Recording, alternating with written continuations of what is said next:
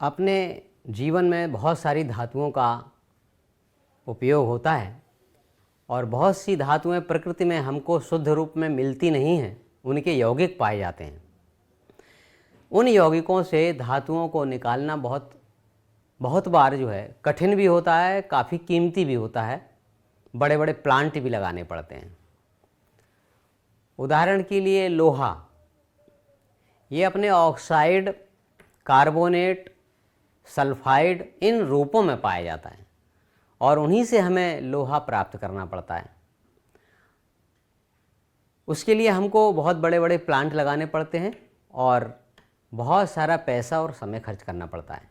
इसी प्रकार से बहुत सारी धातुएं हैं ऐसी जो उनके यौगिकों से हम निकालते हैं, प्राप्त करते हैं और उसके लिए हम बहुत सारा पैसा और समय खर्च करते हैं।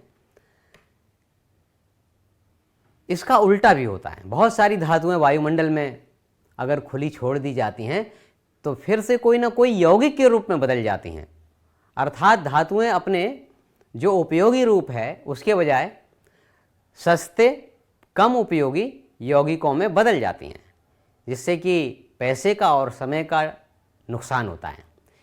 इसको हम कह सकते हैं धातुओं का क्षरण। धातुओं को क्षरण करने में क्या उपयोगी है? वायुमंडल में ऑक्सीजन एक क्रियाशील गैस है, इसके साथ इम्प्योरिटी के रूप में H2S हाइड्रोजन सल्फाइड गैस ये भी मिली रहती है। बहुत सारी धातुओं को ये खराब कर देती है। इसके अलावा नमी भी बहुत सारी धातुओं को खराब कर देती है। तो क्षरण क्या है? वायुमंडल में उपस्थित सक्रिय गैसों जैसे कि ऑक्सीजन और H2S इत्यादि वाष्प से, तीसरी वाष्प भी हो सकती है, उनसे अभिक्रिया करके बहुत सारी धातुएं अपने यौगिकों में परिवर्तित हो जाती हैं। इन अभिक्रियाओं को धातु क्षरण, कोरोजन कहते हैं। कोरोजन से बहुत सारी धातुएं यौगिकों में बदल जाती हैं और नुकसान होता है। एक उदाहरण है जैसे आयरन का। आपने देखा होगा आयरन के कोई भी एटेंसिल हो, सरिया हो, एंगल्स हो, खुले छोड़ दीजिए, कुछ समय के पश्चात उनमें रस्टिंग लग जाती है, ब्राउन कलर का उस पर साल्ट जैसा जम जाता है। आयरन वायुमंडल की ऑक्सीजन से और नमी से क्रिया करके पानी के अणुओं से युक्त ऐसा एक साल्ट बनता है, फेरिक ऑक्साइड, जो कि ब्राउन कलर का होता है। यहाँ X इसलिए लिखा है कि यह संख्या बिल्कुल एग्जैक्ट जो है नहीं होती है, ये 2 और 3 के बीच में होती है। तो इस प्रकार से X इसीलिए लिखा है, अनिश्चित होने के कारण। आयरन, ऑक्सीजन और मॉइस्चर इसकी उपस्थिति में धीरे धीरे करके बर्बाद हो जाता है, रस्टिंग उसकी हो जाती है। आयरन के लिए रस्ट शब्द प्रयोग करते हैं, लेकिन और दूसरी धातुओं के लिए हम रस्टिंग शब्द का प्रयोग नहीं करते हैं। धातुओं के क्षरण को कोरोसन, एक कॉमन शब्द है, उसका प्रयोग करते हैं। तो ये धातुओं को उनके उपयोगी धात्विक रूप से बचाए रखने के लिए क्या करते हैं? बहुत सारे उपाय किए जाते हैं।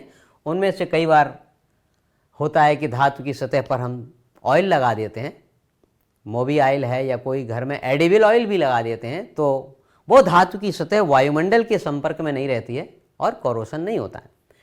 ऑयलिंग, पेंट कर देते हैं। आप जानते हैं कि ऑयल पेंट दरवाज़ों पर किया जाता है। मेटेलिक दरवाजे होते हैं, अगर लोहे के दरवाजे होते हैं तो उसमें पेंट कर देते हैं, ऑयल पेंटिंग। उससे भी धातुएं सुरक्षित हो जाती हैं। ग्रीस की लेयर उस पर लगा दी जाती है। और एक और बड़ा महत्वपूर्ण आपने एक शब्द सुना होगा, GI पाइप,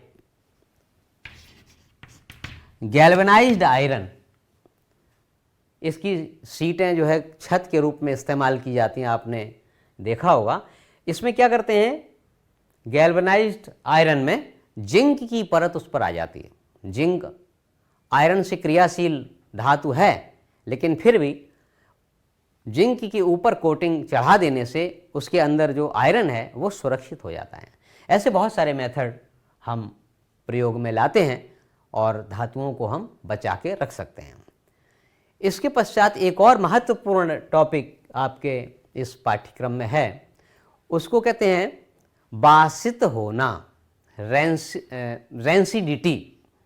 हम देखते हैं कि केवल ये धातुएं और पदार्थ ही नहीं, हम लोगों के भोजन पदार्थ भी धीरे धीरे करके खराब हो जाते हैं।